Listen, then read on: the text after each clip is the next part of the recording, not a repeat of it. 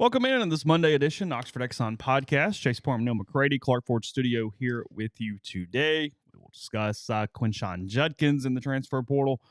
We will discuss the Ole Miss basketball loss at Tennessee to start conference play. Rebels at home for 2 this week. They got Florida at 8 o'clock on Wednesday night. And they have Vanderbilt at noon on Saturday. 2 games coming up for the Rebels at the Pavilion, 13-1, 0-1 on the season. That and some NFL stuff here with you today. As we move into another week, the NFL playoffs beginning Saturday, 1 game Saturday, 3 games Sunday, 4 games Sundays, I don't know, something like that, 2 games Saturday, whatever. And then 1 game on Monday night. I saw Bucks Eagles is on Monday night. We'll look at that schedule and more coming up. The podcast always brought to you by the Oxford Exxon and Blue Sky locations throughout Mississippi, up and down I-55. Your Saints didn't make it, did they? They did not. They won. We'll talk about that a little bit there, the end of that game. But they needed several things to happen, and those things did not happen. They could have won the division had the Panthers beat the Bucks. That's unlikely. The Bucks won 9-0, and then they had to have the Bears beat the Packers and the Cardinals beat the Seahawks, and neither of those things happened. Gotcha. So yes, they got zero help after winning their game. So very mediocre for the Saints this season. I guess maybe a little Dennis Allen watch, but probably not here coming up today. So anyway, it is Black Monday in the NFL. See, multiple firings have already happened. Ron Rivera out in Washington. The Falcons fired Art Smith like at midnight last night, basically right into Monday. Wasted no time to get out ahead of that thing there after his final moments as the coach of the Falcons will be cussing Dennis Allen at the 50-yard line yesterday. So anyway, all that and more coming up on today's show. Lunch specials, beer cave, you know the drill. The Oxford Exxon, again, in all Blue Sky locations around Mississippi. Again, coming to you from the Clark Ford Studio. We are Clark Ford's in Amory, Mississippi, 662-257-1900's the number. Call it, ask for Corey Clark. Tell Corey what Ford product you're looking for. He will send you a quote within 15 minutes in business hours. It's right to the bottom line. There's no hassle. There's no haggle. You get your quote. And the rest is completely up to you. You can shop that quote around. You can do what I've done, what I recommend that you do, and that's hop into a Clark Ford today, 662-257-1900. Guest will join on the Campbell Clinic hotline. The Campbell Clinic's in Oxford now, 2608 South Lamar Boulevard, Suite 102, just across the street from the cottages at Hooper Hollow.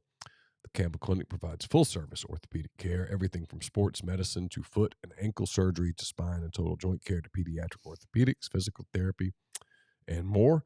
To book an appointment, go to campbellclinicoxford.com or call 901-759-3111.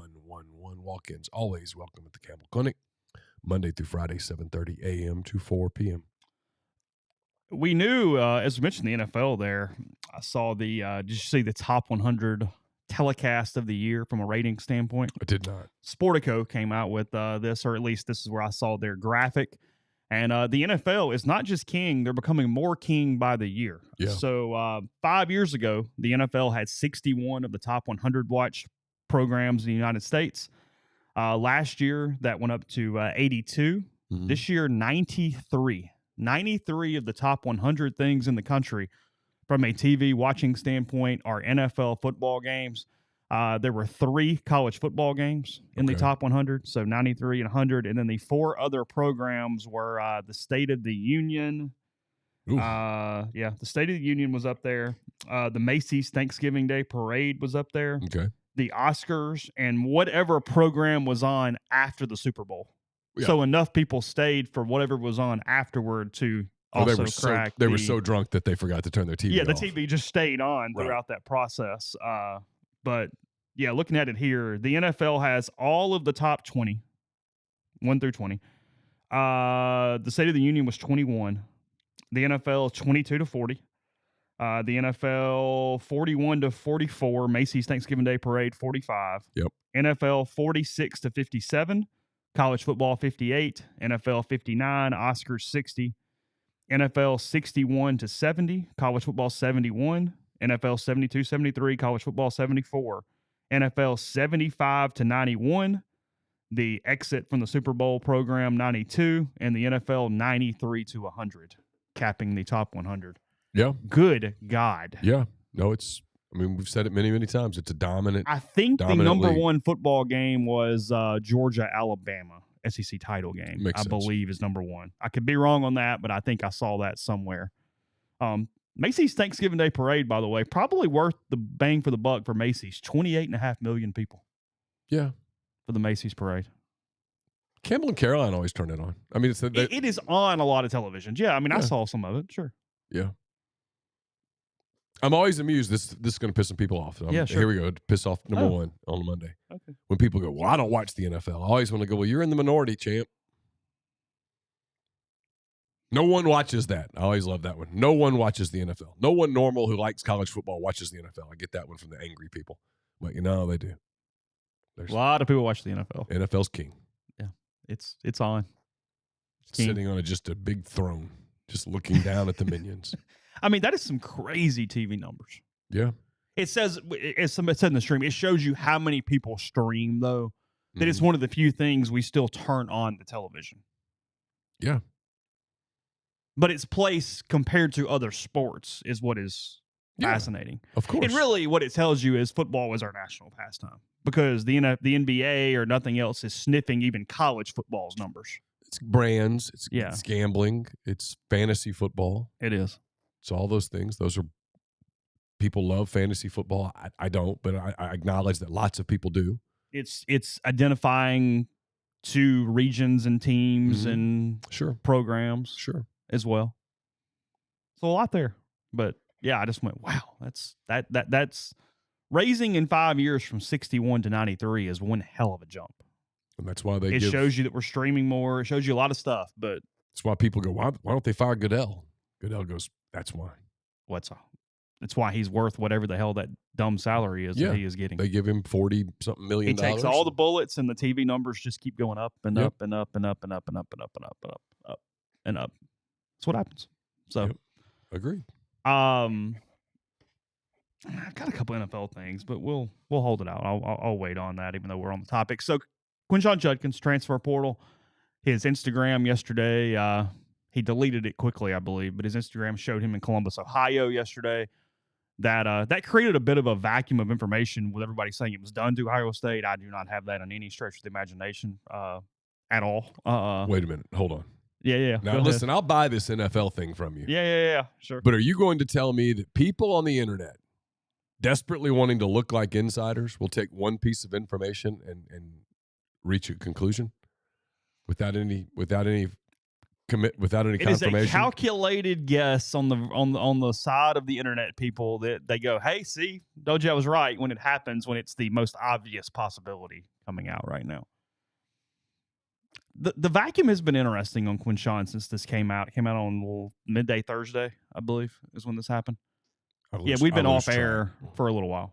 Thursday, yes. Yeah, I think that's right. I did a ill-advised Thursday night show. You did. 2 hours, by the way. What are you thinking?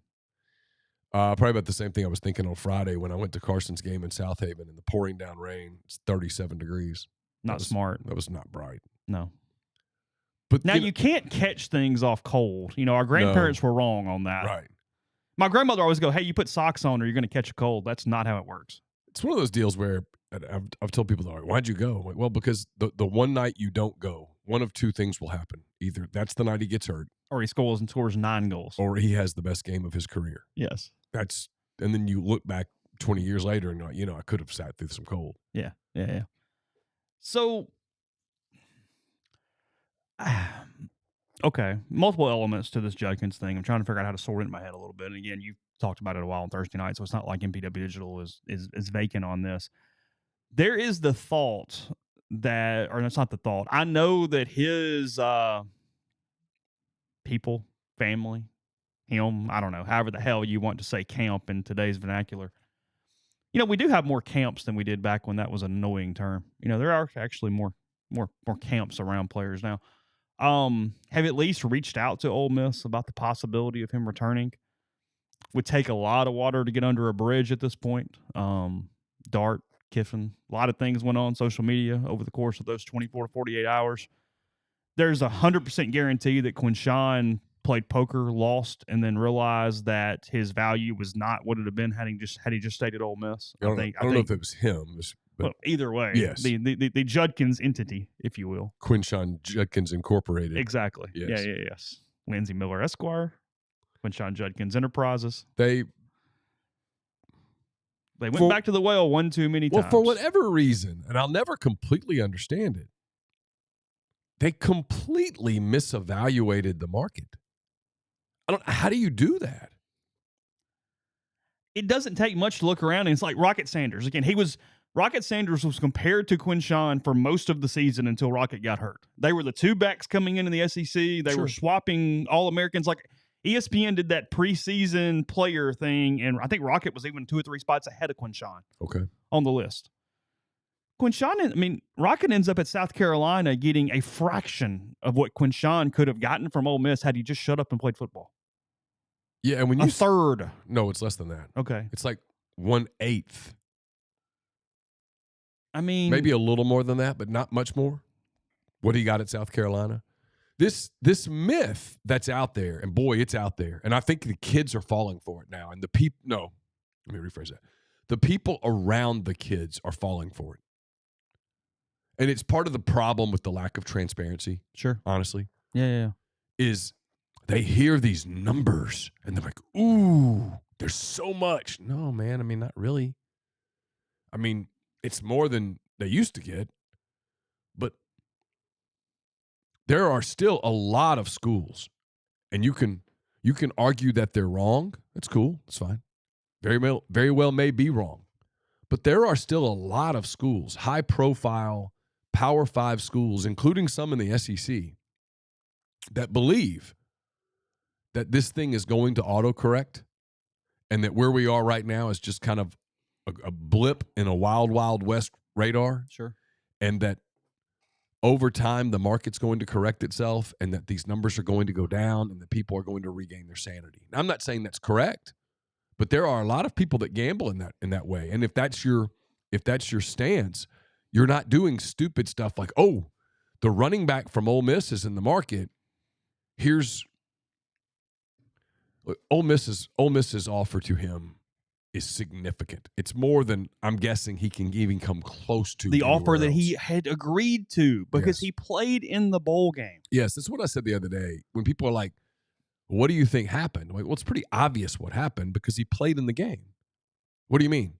Okay, if you're Quinshon Judkins and you don't have a deal and you're going to get in the portal, you don't play in a football game on December the 30th. You could get hurt. Your value could plummet if you got hurt. You don't play in that game. The only way you play in that game if you're Quinshon Judkins is if you have a deal in place and you're planning to play there next season. It's the only way. If you have any sense.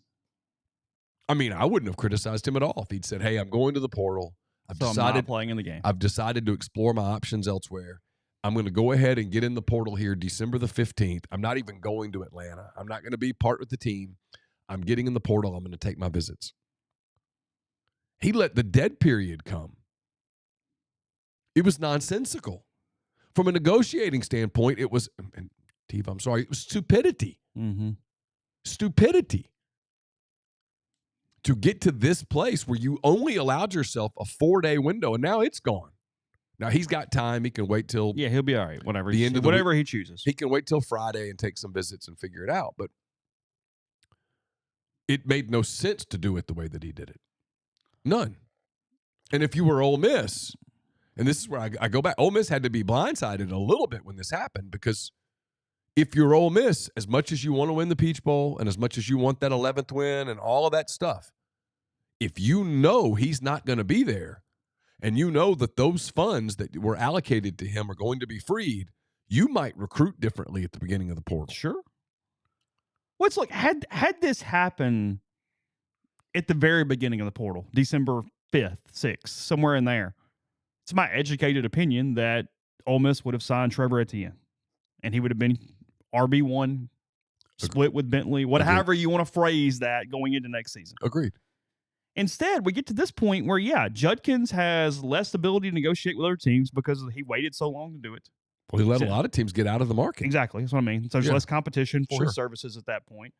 There was at least conversation from the Judkins side to coming back to Ole Miss, showing you that he had misrepresented his market value for sure at that point. And for Ole Miss, report coming out of Tuscaloosa that McClellan's getting into the draft. There aren't a lot of options out there from a running back standpoint, at least not in the SEC, because now that time period is getting up here to close and all that kind of stuff. You'd have to, sure, you might go snag somebody in pre-portal into April and May and all that, but Ole Miss's options on replacing him are smaller than they would have been otherwise. So, that's the interesting thing about this from a couple different levels is that Q potentially coming back, and now look, he might commit to Ohio State in the next 3 minutes. I don't know, but I'm just saying on a world where that happened, I don't necessarily expect it, but on a world where it happened, it's probably on the field best for everyone involved. Completely. But you've got to know that all the off-field stuff is completely better than it was, because that's where, is his name Mike Bratton, the SEC guy, like some of those people, some of those takes that made me roll my eyes over the weekend was, Lane was so focused on the portal, he didn't care about his roster. It was impossible to coddle someone more than Ole Miss coddled Quinshon Judkins this season. Well, it is complete bullshit. Yes, total. And here's I like Mike, but some of these guys, listen, fellas, you can't know 14 programs really well. It's not possible. So, yeah, I get it. You want to make fun of local beat guys. I do it all the time. I make fun of us all the time. Yeah, sure. But if the homers on a beat are saying one thing and the others on the beat are kind of not saying the same thing, you're on to something. But if the homers on the beat and the people that are typically sort of cynical and negative on the beat are saying the same thing, they might be on to something, and you might ought to shut the F up. Yeah. And if anybody's at fault here, I guess it's us, because we knew a lot of stuff. But look, here's the deal. People are like, why didn't you guys report all that stuff when it was happening? The 2 weeks that everything was the worst during the season were Tulane and Georgia Tech. Yes. And if we had reported what we were hearing, you would have melted down. Yeah. Even looking back, there's nothing I would have changed given what was going on at the time. Nope. I can tell you that people pretty high up were concerned that Judkins was not going to play after about the Georgia Tech weekend. Yes. To the point that they changed multiple things that were going on around the program or the team or however you want to phrase that. I'm not getting into specifics. There was a report that came out the morning of that game that he was questionable. And I will contend that the questionableness had nothing to do with his health, which was borne out by the fact that he played that night. There was truths that went on our message board from a very connected human the night of the Tulane game. Yeah. Everybody saw it. Yeah. I think it's still there, actually. I think somebody went and found the thread the other day. I didn't scroll back through it, but it appeared that way. So it was out there. My point is, Ole Miss has done everything to try to make Quinshon Judkins happy, including giving him well above market value on a contract.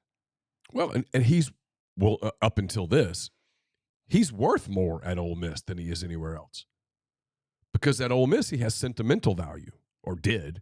Yeah, legacy value, all that stuff, however you want to phrase it. He was part of the build. He was part of what got you there. If he goes to Ohio State, he's just a rented gun. Alabama, same thing. And then, look, I'm not one to defend Auburn much here, but Auburn's not throwing $1 million at Quinshon Judkins. They're just not doing it. They're not a running back away from winning a title. Mm-mm.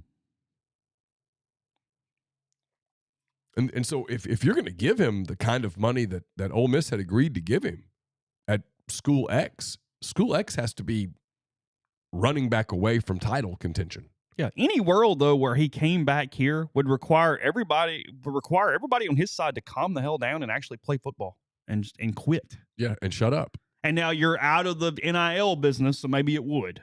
Yeah. He's going pro, sure. 1 year, all that stuff. Maybe sure. It does just change. But look, Jackson Dart didn't make it a secret over the weekend. No, and it's his team. He didn't. No, he was very vocal.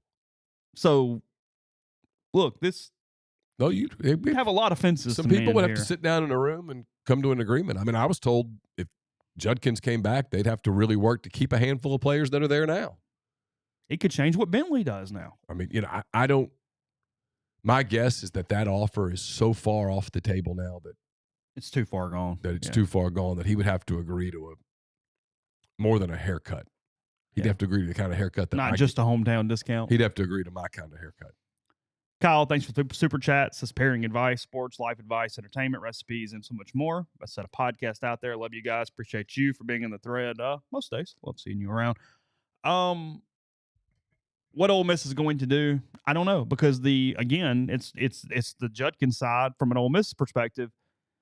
There aren't a lot of people out there that make sense for them right now from an RB1/1-2 standpoint. It's a pretty dry portal at running back right now. Yeah. So maybe you're waiting on hold for April, May, see who pops in. Somebody nationally, you pre-portal and figure it out. It's another reason Ole Miss should be pissed off about it. Like you said, they would have gotten Etienne. Yeah, it was done. It would have been done. It was done, yeah. He's at Georgia now. You know, there's people talk about Logan Diggs. It's my understanding that Diggs tore his ACL in the bowl game. Jarquez Hunter did not get into the portal fast enough. Right. There'd been a lot of talk about that simply because of his, being from Mississippi and some stuff through that. There's the other kid at Alabama that makes some sense. But I mean, he's not your bell cow kind of guy. No. I mean, look, it's on an all-in year. They were going all in with Quinshon.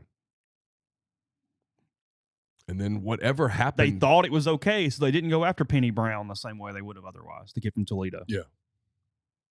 It sounds like he's Louisville or Florida State at this point. I haven't seen a final decision. I haven't either. Somewhere in there. And he's not Quinshon. Oh, God, no. No, that's the other part of this that's kind of perturbed me a little bit. Mm-hmm. I can't stand the revisionist history of, he's not very good. No, he's damn good. He's very good. Replacing him is going to be quite difficult. Yeah. It's going to require creativity. It's going to require multiple bodies. Is it doable? Sure, of course. But Quinshon is one hell of a running back. Yeah. We'll go there with that side of it in a second. Before we do that, the podcast brought to you in part by the Ole Miss Athletics Foundation. Men's and women's basketball have started conference play this week. You can get SEC mini plans and single game tickets. Those are still available for both. You do that on OleMissTix.com. Also, you can check things out from the Champions Now campaign. They've got the Forever Ole Miss. If you want to talk about estate planning, the Vault Society, Empower. They got a lot of philanthropic ways that if you would like to get involved in that, as well as Morgan Wallen tickets are on sale. That's OleMissTix.com. He's got his show. He's coming back in April. So whether it be Vault Society, Empower, and much more, or Morgan Wallen tickets, that's OleMissTix.com. My 10 weekend thoughts are up at rebelgrove.com. They're brought to you by Andrew Seago of Seago Wealth Management. Get in touch with Andrew. He'll help you with the personalized retirement income plan. He helps folks just like you come up with their retirement game plans, whether you meet at his office in Collierville or Zoom from anywhere. Schedule a free discovery meeting, see what he can do for you. It's rebelsretire.com. The aforementioned Thursday night show was brought to you by Comer Heating and Air, Southern Air Conditioning and Heating. Different names, same great people, products, and services. If you live in Oxford, Batesville, Tupelo, or the surrounding area, call Comer, 662-801-1777. And if you live in Hernando, Memphis, or the surrounding area, call Southern, 662-429-4429. A-Stock is a Nashville-based online retail company with the mission to provide customers the power to name their price. All items start at just $1. That's right. All items start at just $1, no matter what retail value may be. So shop now at astock.bid. That's ASTOCK.bid. Download their app, name your price on thousands of big-name retailers. Items from big-name retailers, I should say. Multiple locations around Nashville, Memphis, some in Indiana, and more coming soon that offer local pickups, so don't miss out. The College Corner is in Oxford now. Newest location in the Oxford Commons right off of Sisk Avenue. More than 4,000 square feet of the best Rebel gear. Plenty of parking available. Their staff's going to have you in and out, ready for the pavilion in no time. Also 2 locations in Jackson, another in another online, actually, collegecornerstore.com. Check out their website, collegecornerstore.com. And we're brought to you by Argent Wealth. It's formerly Pinnacle Wealth. Argent Wealth, based in Ridgeland, Mississippi. They've got clients in more than 20 states. Argent provides detailed, specialized investment management, financial planning, retirement planning for individuals and businesses, and much, much more. At Argent, investing is treated like a commodity. Decisions are made using objective information and research, not emotions. So regardless of your level of wealth, Argent will sit down with you, listen to your goals, study your expenses, and put forth a comprehensive, detailed financial and retirement plan built just for you. It's myargentwealth.com. Podcast also brought to you by Prime Shrimp. They're giving away free shrimp for an entire year to one lucky rebel. Here's how to enter. You go to primeshrimp.com/MPW. Place an order, any order you would like, and use promo code JUICE. That's JUICE. Take 20% off your order when you do that, and you're entered to win. You can place additional entries by posting your shrimp on Facebook, Instagram, or Twitter with hashtag PrimeShrimp, hashtag MPW. Winners will be chosen on January 31st, so get those orders in now. I should have also mentioned for some of that philanthropic giving with the foundation that is givetoathletics.com is the web address for that. Look, Bentley was a freaking workhorse, too. I mean, I was looking at it. I put up season snap counts this morning, and I sorted them by position to kind of give all of us an idea of returning, departing, sort of where the roster stands from guys who played considerable snaps or really any snaps at all this season. Running back snaps this season, Quinshon Judkins, 689. Ulysses Bentley, 230. Yeah. Matt Jones, 31. J.J. Pegues, 30. I didn't know where to put him, so I put him at running back. And Jam Griffin at 20, who dealt with concussion issues pretty much for most of the year. And Jam's in the portal. Yeah. That's it. 689, 230. So Bentley, well less than half of Judkins' carries. You're going to be very hard-pressed. McClellan was or is the only kind of one-for-one option that is out there right now. Yeah. Outside of that, you're talking about mixing and matching and doing things in different ways. And now Lane is very good schematically. You probably have the best coach in the country for fixing these type of issues. But in a year where it is so all in, it is an issue. You have to have a running game. And your weakest part of your roster is offensive line as of January the 8th, 2024. Yeah. By a considerable margin compared to the other positions. Yeah. I mean, you don't have tight end depth. You're really good at receiver. 5 issues facing the Rebels. Issue 1, running back. Issue 2, offensive line. I mean, it's all. And that's like 2, 3, and 4. Yeah. And then they've either got to get another tight end or they got to keep Hudson Wolf healthy. One or the other. They can't have one tight end all season. Yeah, they wanted Cole Rusk, but Cole committed to Illinois. Really nice kid, by the way. Was he? Very nice. Ole Miss probably hears on Percy Lewis today or tomorrow. Did not visit Ole Miss. Sounds like Auburn. Sounds like Arkansas to me. But Really? Either way, I think Ole Miss has a lot of work to do if they're going to be the I've Rebels. certainly done my part, man. I gave a huge donation last night to the Arkansas Collective. What is theirs called? I can't really remember, but I just said, hey, just give it to Percy. Just give it all to Percy? Give it to Percy. Okay. Former Mississippi State offensive lineman in the portal. Ole Miss recruited him out of Gulf Coast, recruiting him again now. And, he had been a very significant Ole Miss lean, but Arkansas and Auburn and we'll call it muddied it up. He wanted to go ahead and visit Ole Miss early last weekend, and they pushed it back, and things happen. Yeah. Created an opening for Should have, others. in hindsight, just let him visit and taken it from there. But anyway, point being, yeah, 1-for-1 for Judkins is not really out there right now that I'm aware of. No. So No, that doesn't exist. Yeah. You're going to have to make it up other ways. It's why it's the one reason that I hold out. Hope's not the right word. And then obviously they have Ruscano, but he's never had a college carry. I don't know. It's the one reason I think I won't be just blown away if the two sides come back to the table. And both realize that they're better with each other than apart. Yeah. And Ole Miss gambles that, hey, with him going into a third season, all the crap is gone. Yeah. But now you got to know, hey, look, we get to a playoff. You don't hold us hostage. We're no games. Yeah. You're here for 12 or 13 or 15 or whatever it is. And we get it that if we don't make a playoff, that you're not going to play in the Texas Bowl. Yeah, sure. Cool. Get it. Cool. Peace. Congratulations, and we'll be rooting for you. That November check will be your last. Yeah, sure. Yeah. We'll throw you a party and the whole deal. I just don't know. The whole fan legacy thing, fans would forgive him instantaneously. Oh, yeah. That's just how that works. The moment that he broke. The moment that Dart publicly did it. Or the moment that he ran for 19 yards on 2nd and 1.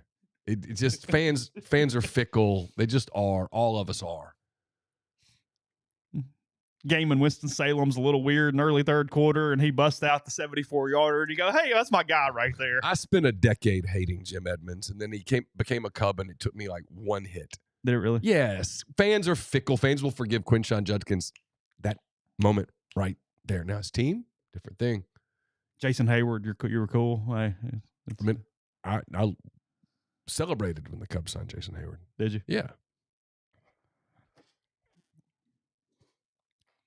But inside a locker room, that's a different story. And on a team where there's a lot of talk about, hey, we have to make sure that we have the same kind of buy-in and all that stuff. Yeah, no, he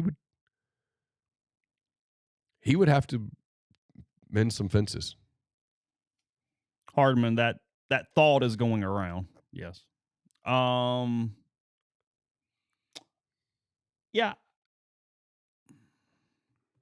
I'm trying to think. I mean, as of today, it is Bentley or Roscano, and that those are your backs on the roster. That's what you got. You lost Lacey to Missouri. Yeah, there's deal there. And there's a whole story there too. Connected. Yeah. That's why when people are like, were you surprised? I was like, well, on one hand, yes, I was surprised. You're surprised because it's such a good situation in a lot of ways. But then on the other hand, it goes, how did it take this long? Yeah, on the other hand, I was like, I'm not even a little surprised. No. And people are like, well, what do you mean? I'm like, it's just too much. If you're asking me, were you shocked? No, of course not. If you'd have done the Feinstein season on the brink in bed with Ole Miss, Judkins would have been about 14 chapters this year. Yeah. Would have been a third of the book. Well, and I talked about this on the Thursday night show, but even the day, and I guess it was Thursday in Atlanta, when it was Ole Miss's offense proceeded to the podium by Penn State's defense. Yeah. The Penn State defense guys showed up and did their thing, and everything was completely on clockwork and smooth and fine. And then when it came time for the Ole Miss offense, there was this drama. Like, is Quinshon even coming? And if he is, what room is he going in? It was just weird, and you could tell it was weird. And it was – I remember a thought going through my mind that something's happening. And we were all on well, he's agreed to a deal or he hadn't agreed to a deal or a video or whatever. And it was like, I don't know, man. Something feels weird. I remember telling you something felt weird about that. Because you frankly have been waiting on that announcement for weeks at this point. Everybody kept telling me, oh, it's done. I'm like, well, then why don't you announce it? He's playing in the game. Well, I'm like, it can't be that good of a video. What is it? Something's up. Because I kept saying, because if it's not done, he's an idiot to play this game. And it was just never. Because, yes, it's a meaningful game, but it's not a playoff game. There's no championship to be won unless you're talking about the Peach Bowl championship, at which point, okay, fine. Yeah, sure.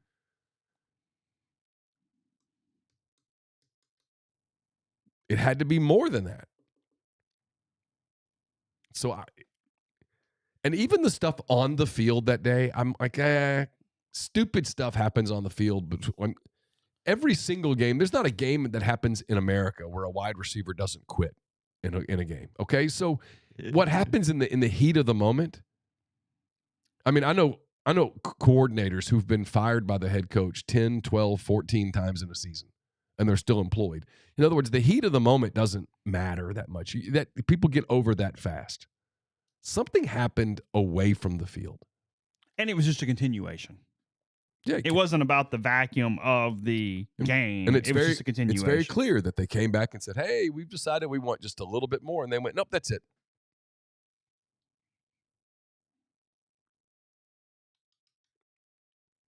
So I don't know. Yeah. Continue to follow. Again, he apparently was in Columbus yesterday. We'll see.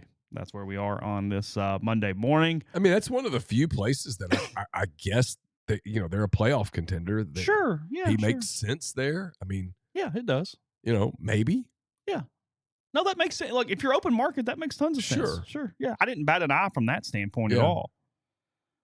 Switching sports a little bit, Ole Miss absolutely picked up its first loss of the season over the weekend in men's basketball. Vols 90, Rebels 64 in I'm kind of proud of you guys. Nobody took it too far. It's literally their hardest game of the season. Yeah. It is the best team in the SEC on the road in an SEC home opener. And you're showing up as an undefeated ranked team. Yeah, they weren't overlooking you at this point.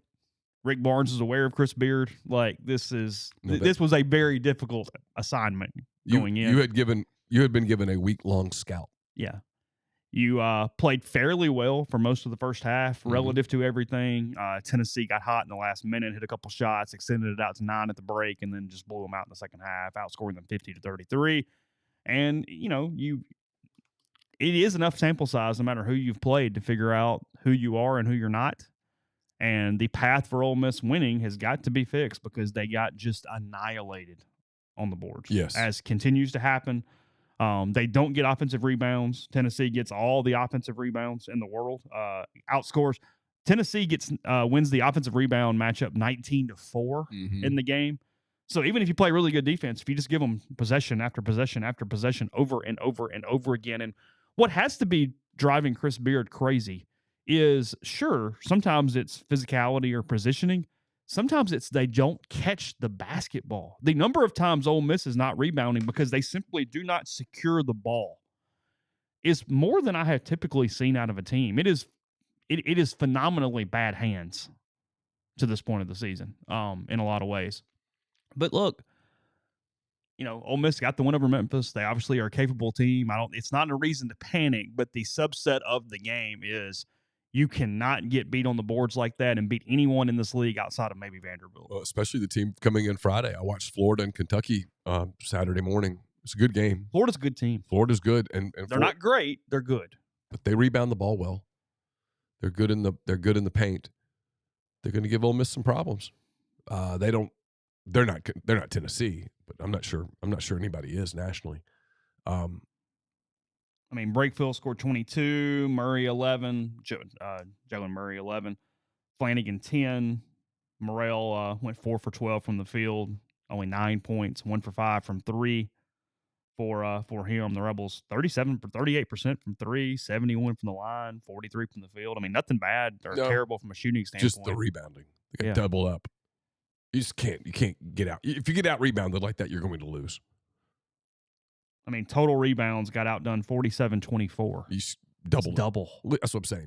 You're not going to win like that. You can't go minus 23 on the boards and win a game. It's not happening. That's awful. You can't go minus 15 on offensive boards and expect to win a game. It's just not going to happen. Against a really good team? No way.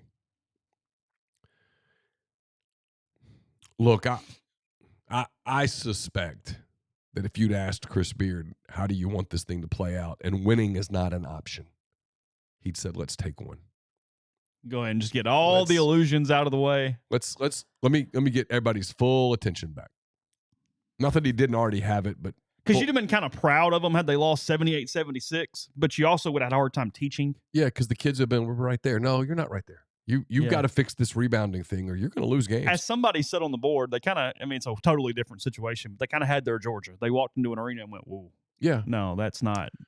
I didn't watch everybody on Saturday, but I watched parts of a lot of games. Kentucky 87-85 was one hell of a basketball game. That was a hell of a game. Two good teams. In Gainesville, so Florida's trying to avoid an 0-2 on Wednesday as well. Those look like two tournament teams. Yeah, they were both very good. Florida's 10-4. They've got the win over Michigan in double overtime earlier this season. They've played okay. They've been good. No, they're solid. Yeah, they're solid. Mm-hmm. Auburn goes to Fayetteville and just beats the shit out of Arkansas. They did. 83-51. Auburn looked terrific. They really did. They looked relentless. They dominated every aspect of that game, really took Arkansas's offense and made it to where it was either hit a wild three or nothing. Kind of similar to the Tennessee Ole Miss game in a way that Arkansas was behind but still kind of in it at the break, and then the second half was just a catastrophe. Kind of. They were down 7. Yeah, but it felt like 100. Arkansas couldn't score. And once Auburn made a few buckets, that thing was night-night. This is a good Auburn team. They're playing Arkansas Pearl's is not style. as good as we thought. No, they are very average right now. Yeah, it's weird. They look like a team that is just normally he's very good at this, assembling a team from all over the place, and they kind of put it together. This team hasn't put it together. And they've got some pieces, but it's not there. All the credit in the world to the job Lamont Paris has done in Columbia, South Carolina. Holds serve at home against Mississippi State, 68-62. That was a good game. The Gamecocks now 13-1, 1-0 in the SEC. That's kind of a fun one there. That was a good game. State played with them the whole time. The Hubbard kid's a good player. Kid Ole Miss was on, obviously. Yeah. Jeffries is a good player. That was a good game. Is it Michi Johnson? I like him a lot. Man, he plays with he's one of my favorite players in the league. Ton of heart. I like him a lot. Georgia, Mike White goes on the road, beats Missouri 75-68 in Como on Saturday. It was a big win for the Dogs. Yeah, 11-3, 1-0. Potentially a big loss for the Tigers there. They haven't put it together the way people thought they would.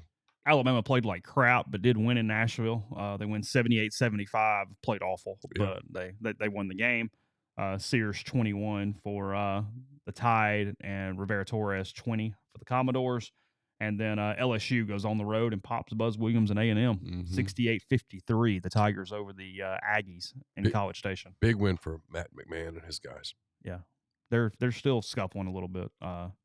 Taylor IV picks up 23 in the loss for A&M, so he scored 23 of their 53 as a team there on Saturday. They didn't get much else. Yeah, Michi Johnson goes for 24. Tula Smith goes for 13 for the Bulldogs to lead that one.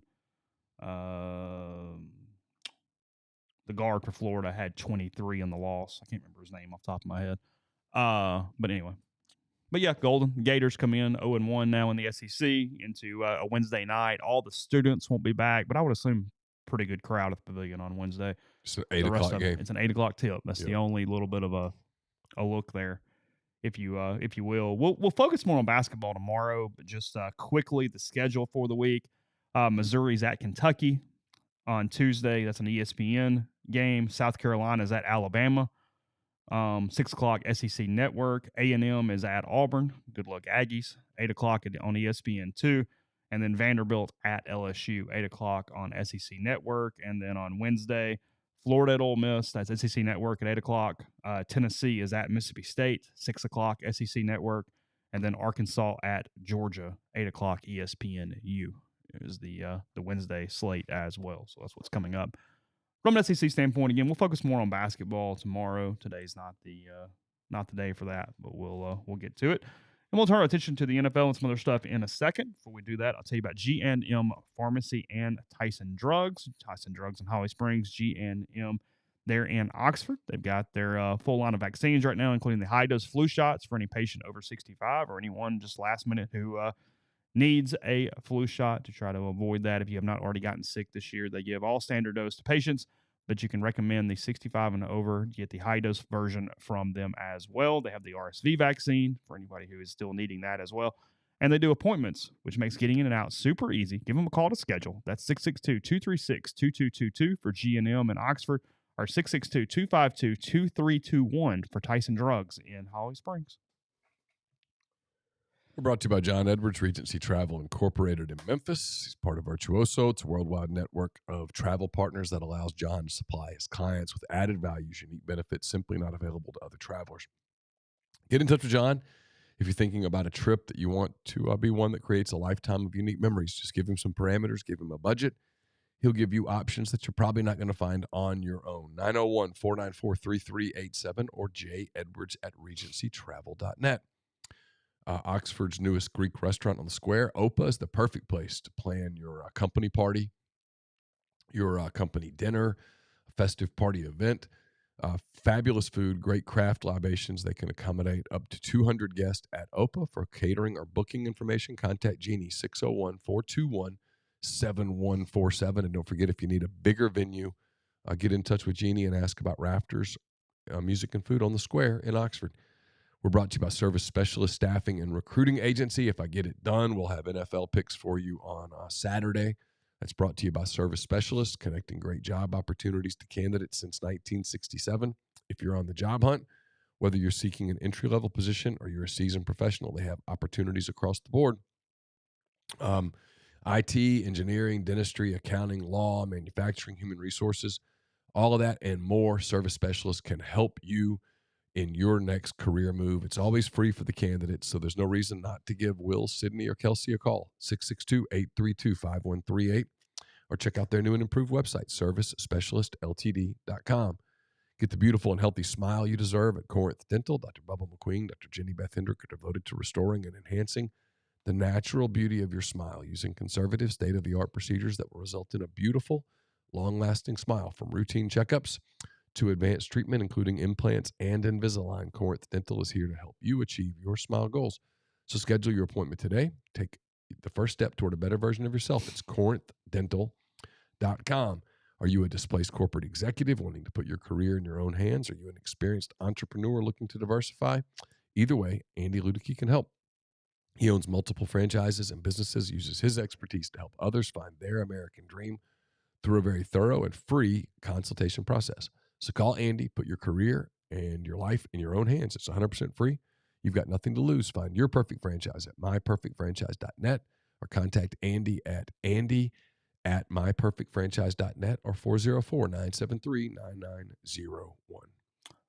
So the NFL matchups for the playoffs, the last week of the season is such a weird week because you've got teams that don't care at all, and then you've got teams playing for the playoffs all at the same time. It's a weird hodgepodge of what's going on from a game standpoint because you're really just worried about the playoffs and what the standings are going to be going in, as has been the case for a couple of years now. Only one bye in the first round of the NFL playoffs. That goes to the 1 seed.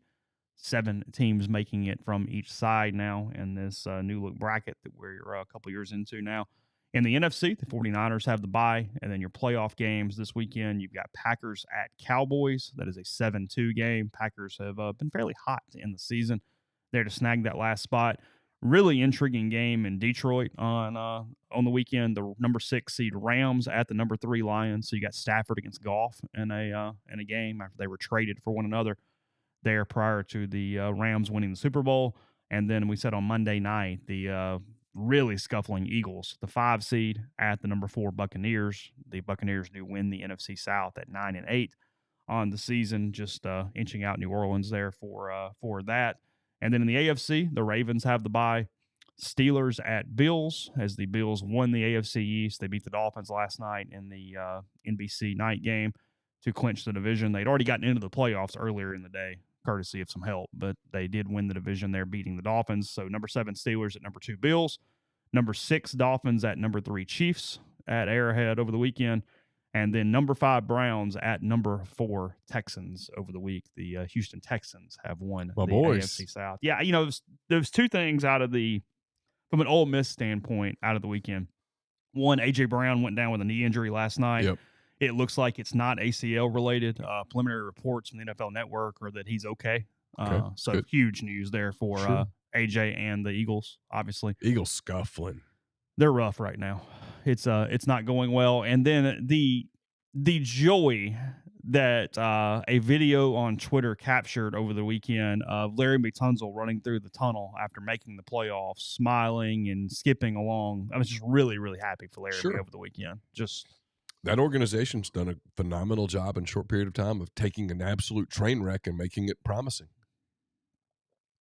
Yeah. It's almost like when you have a good young quarterback that people go, hey, this guy might be the future. People get excited. It's almost like it helps to have a good quarterback. I mean, I don't want to break news. I'm just saying. Well, I have this peg for tomorrow's show because we didn't need it today.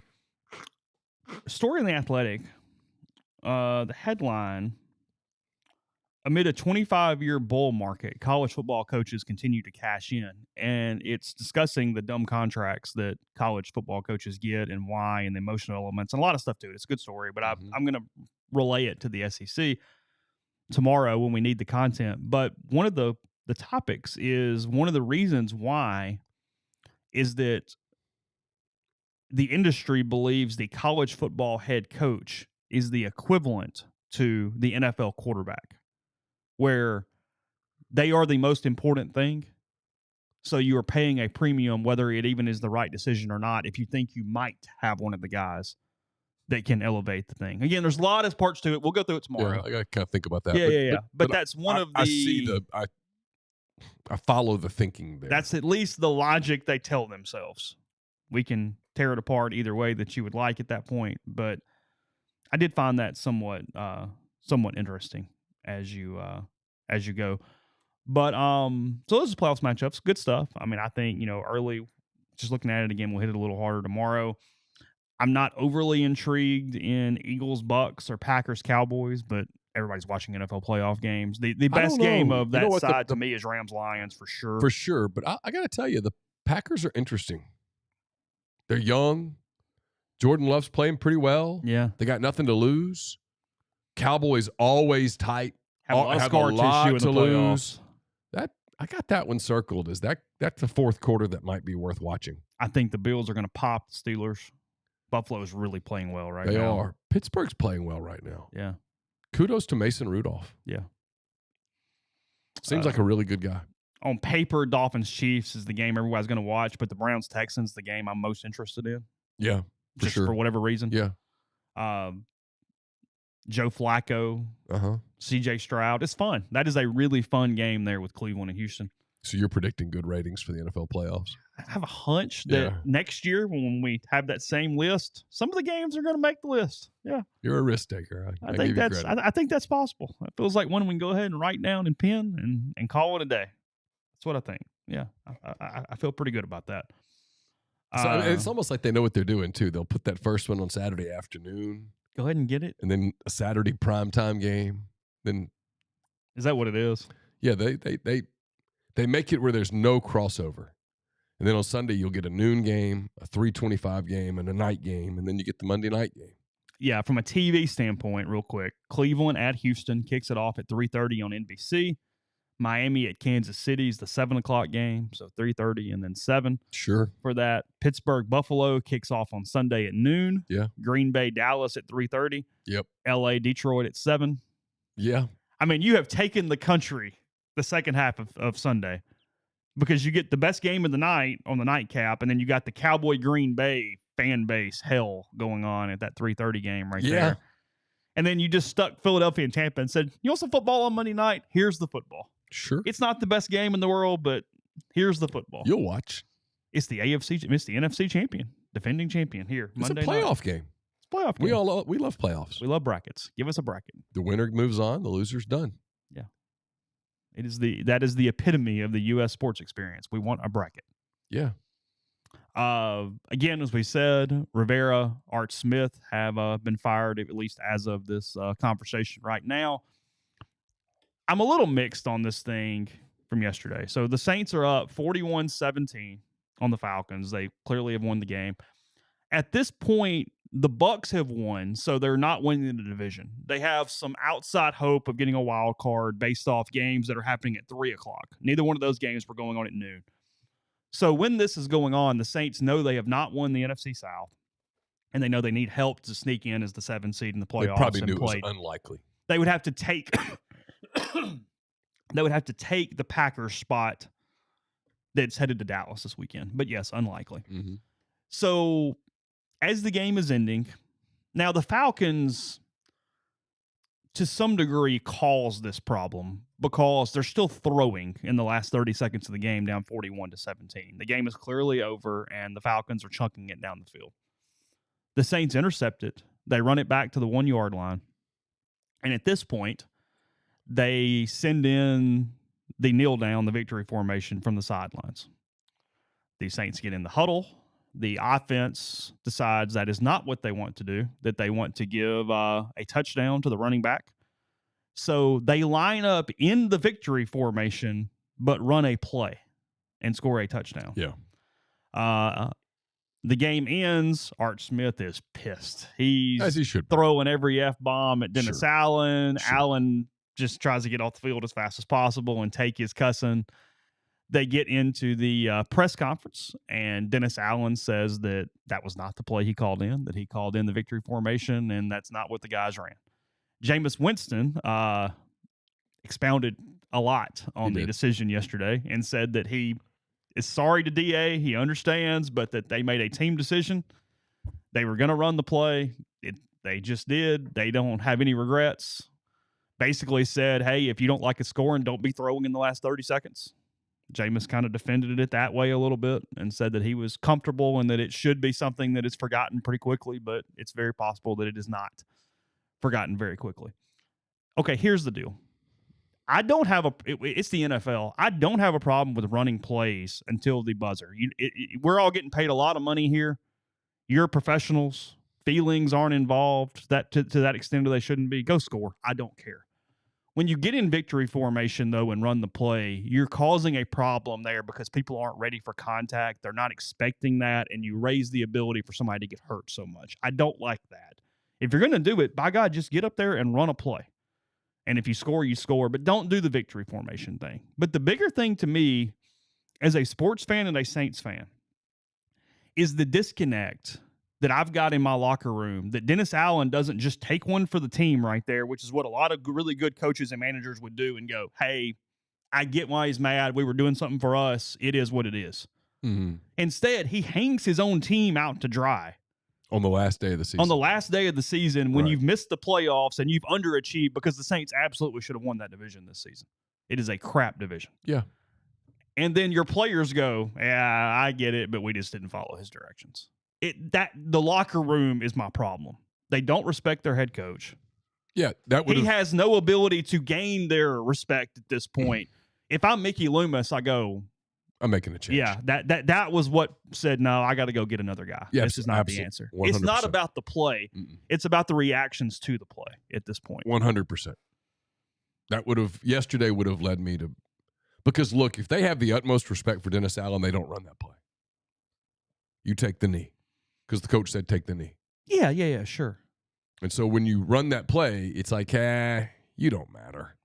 Yeah, we're not listening to you. You're not listening to you. We're going to hang you out to dry here. We're going to put you on the spot. Because that decision was Jameis and probably an offensive lineman that has seniority, and we go, hey, guys, here's what we're doing. Yeah. And I got why Smith was worked up, of course.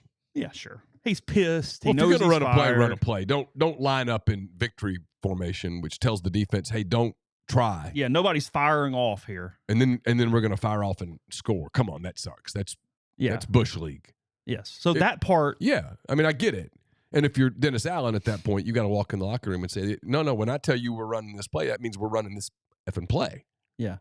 Yeah, what are you doing? Yeah, I mean, Jameis is over there, and I love Jameis Winston. I mean, he cracks me up. I there's kind of no like more lovable backup quarterback in the world, but yeah, you're the backup effing quarterback. Yeah. No, you do. That's not your decision. You run the play we tell you to run. You're not Joe Burrow over here. And if that same situation plays out and it's Sean Payton and Drew Brees, the leaders of that team, that doesn't happen. Not even a chance. Payton would have killed somebody. And they wouldn't have done it to him. But at the end of the day, like you said, you were in a bad division. There's no other word for it. Yeah. And you were the best team. You should have won it. And somehow you let a team that's actually worse than you win the division. Mm-hmm. And people should pay for it. And it shouldn't be about one play at the end of a 48 to 17 You lost game. the crap division. You missed the playoffs completely, and you won the last 2 games of the season and hurt your draft pick by like 5 spots. Yeah, you did exactly the worst thing you could do the last 2 weeks of the season. Total failure. Because I think they're picking 14th now. Yeah, 14th. Yeah, it's total failure. Instead of like 9th. Yeah, it's failure. Top 5 picks, Chargers 5, Cardinals 4, Patriots 3, Commanders 2, Bears number 1 because they get Carolina's pick. Boy, the Bears. Justin Fields basically saying thank you in case that's the end of the road yesterday to Chicago. And I'm fairly sure it was the end of the road. Derrick Henry thanked everybody in the Titans organization as he is a free agent at the end of the year and is expected to sign elsewhere after, I think, 8 seasons there in Nashville. Yeah. He's been a model citizen, damn good running back. So, super guy. Yeah. Seems to be a good dude. Other firings potentially today, I guess Chicago, New Orleans, and the Raiders are probably the most likely ones outside of Washington and Atlanta, which has already happened. Although it kind of feels like Antonio Pierce might get the full-time job there with Vegas. He could. He's done a decent job. He went 5-4 as the interim. Sort of depends on who they think they can get. Yeah. So that's... I'm watching the Bears in the next 24 hours. Do they think that, look, win or lose, Jim Harbaugh's season's over tonight? Do they decide to go that route? A lot of NFL buzz around Harbaugh. He's going to have his options if he's interested. Yeah, for sure.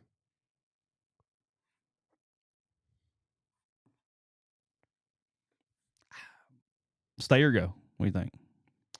I think he goes. I do too. I think tonight's the I last. think his last night. he can go out going, I restored it and I did what I wanted to do. Oh, he could go out saying I won the national championship. Yeah, sure. But even in a loss, Sure. Oh no, he's made Michigan a power again. Yeah, I did what I told you guys I would do, which was restore Michigan football. He took Michigan from kind of becoming average again to back to being a blue blood, 100%. At a time that it is so critical with all the changes and things and the money and everything involved with that. 100%. So no, completely fine. He's a terrific coach. You can think whatever you want to think of him, but he took a team to the. He's now taking a team to the Super Bowl, and he's taking a team to the national championship game. There aren't a ton of guys who can say that. I mean, there just aren't. I'm always amazed by the people in our field who, just because the guy's kind of weird or kind of whatever, they want to underplay how good of a coach he is. He's clearly very good at organizing a group. That's what we said the other day. He's one of the 2 active coaches who I think are on the list of the best college and pro coaches who can relate to just humans in general and not one specific kind, and that's Pete Carroll and Jim Harbaugh. What can the Bears get for Justin Fields? Third-round pick?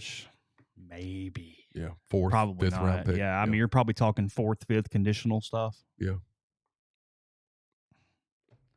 It's not about that. It's about either he can win or he can't.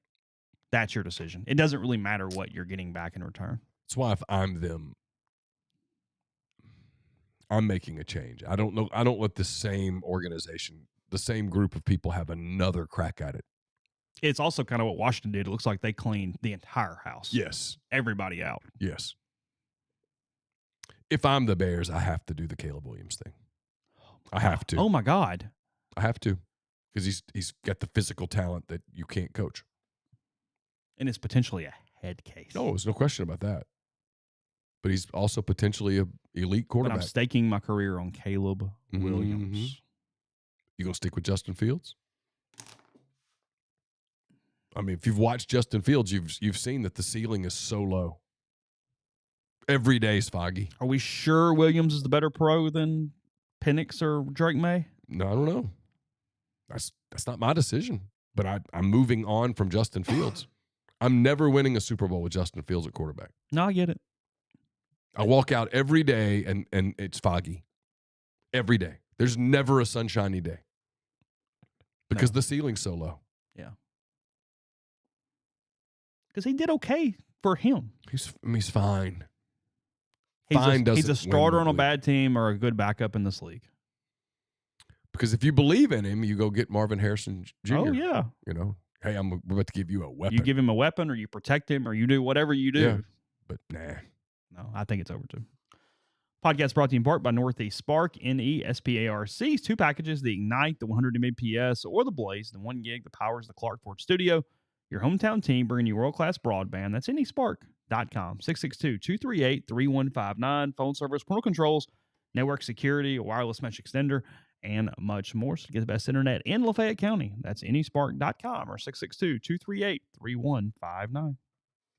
Southern Traditions Farm is a 68-acre, 32-stall upscale equestrian training and boarding facility in Canton, Mississippi.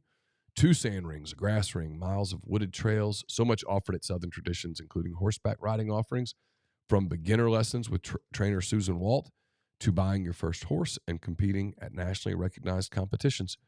They got a lot going on there. In other words, you can go and get great instruction from advanced people, simple stuff if you're just beginning equestrian career. If you're just kind of trying it out as a hobby, they can help you there too.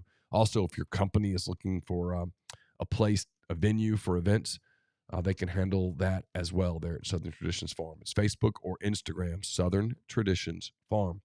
And are you ready for the ultimate college experience? Welcome to College Town, Oxford, your new home away from home. They know you want the best. That's exactly what they offer. No more long commutes or missing out on campus events at Ole Miss. College Town, Oxford is next door to the Ole Miss campus, offering spacious 2, 3, 4, and 5-bedroom cottages, each with individual leases because they believe in flexibility and simplicity. Their incredible amenities will have you feeling like you're living in a resort. So whether it's a weekend binge watch session or hosting the best game day parties, you'll do it in comfort and style, cheering on the Rebels with your friends. The community is designed to give you the perfect blend of comfort and convenience. So text their VIP list today. Become the first to know when their leasing for fall of 2024 is open. 662-300-3733. So on the site, and again, it's January, so don't take any of this, whatever. But Brett McMurphy coming out with his top 25 for next season. Ole Miss number 9 in that poll. That feels too low. I don't see any way the AP actually has Ole Miss below Arizona when the top 25 comes out next season. No. That seems I wonder odd. if that's a little bit of a knee-jerk to the Judkins stuff, a little bit. Yeah. And then, look, they get tons of press and any type of benefit of doubt. I don't think Notre Dame will be picked higher than Ole Miss, but they've done a nice job. They're kind of, it's knee-jerk coming off that bowl win over an Oregon State team that had 0 polls. Yeah. I mean, they lost their entire program and their conference. Okay, sure. But beyond that, I think that is the contenders that Ole Miss is dealing with above them. You're talking about the top 6 in this: Texas, Ohio State. I'm going 6-5. Alabama at 4. Oregon at 3. That feels really high. Losing your quarterback. I know Dan Lanning's a kind of a person everybody pulls for, or at least thinks is going to be really good.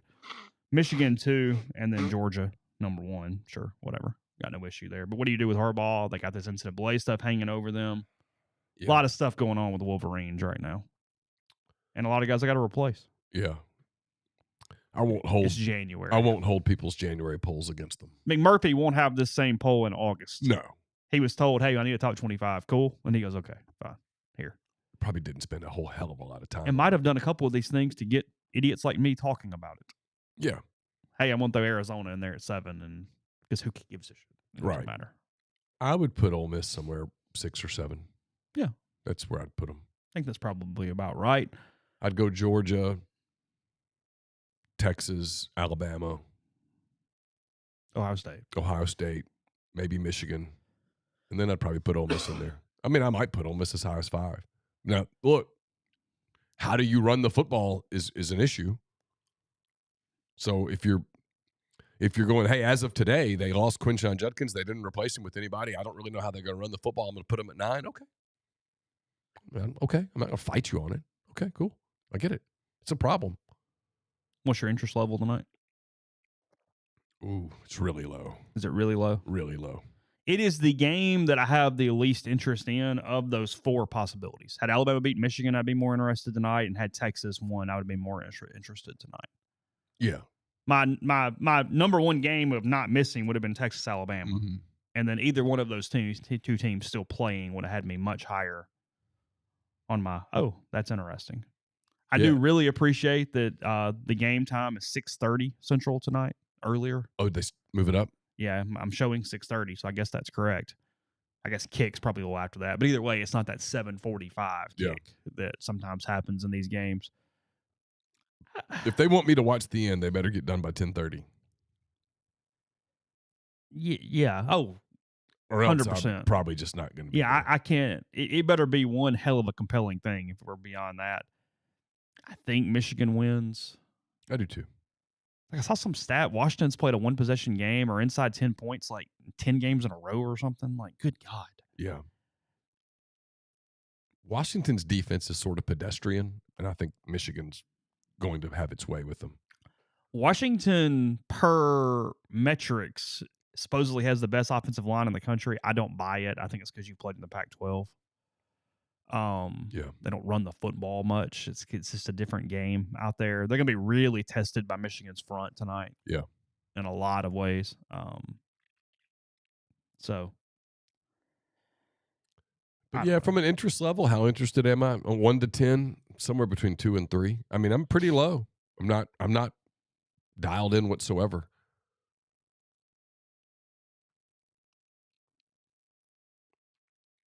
It's probably some SEC bias in that I'm so used to it being an SEC game, and it's not. Yeah, it feels like, okay, sure. Yeah. Well, also, we just had a season where we felt like most people, if we're really being honest, felt like the best team in the country wasn't even in the playoff period. So it's like, yeah. Okay. Yeah. I mean, Florida State didn't get a chance, so it's kidding. Yeah. You just would like to have seen what Georgia could have done. Sure. I would have liked to have seen a 12-team playoff. Now, again, they didn't win the game they had to win, but They didn't, but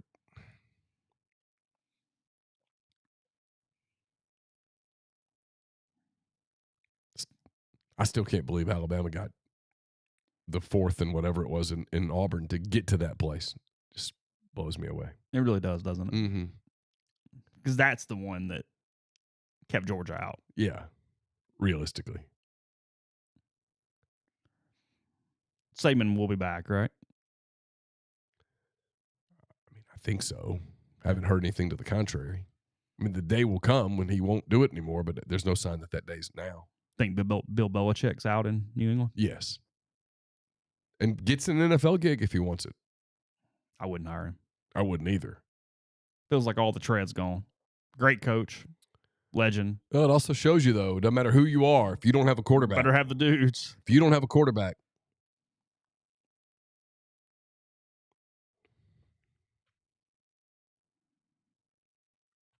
I tell you who'd scare me if I were out there is if Denver finds a quarterback.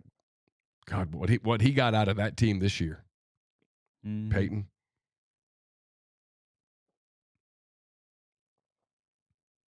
So, okay. We'll do more NFL tomorrow, react to Michigan and Washington, including maybe some Ole Miss parallels in that I've kind of gotten documented as a teaser for tomorrow as well. I want to go through the athletic story about coaches and salaries. The first quote in the story is from our buddy Ross. So we'll talk about that tomorrow. Ross Bjork? It is, yeah. He's the very first quote in the story in the Athletic. That? So if you'd like to do a little homework, go read that prior to tomorrow. We'll talk about that, and then we'll start looking at basketball, but that'll be more of a Wednesday thing because, again, the Gators and the Rebels at the Pavilion, 8 o'clock Wednesday night there on SEC Network. Ole Miss's home SEC opener, 13-1, 0-1 after the loss to Tennessee on Saturday, as we mentioned. So hope all of you take care. RebelGrove.com in the meantime, and we'll talk to you again tomorrow.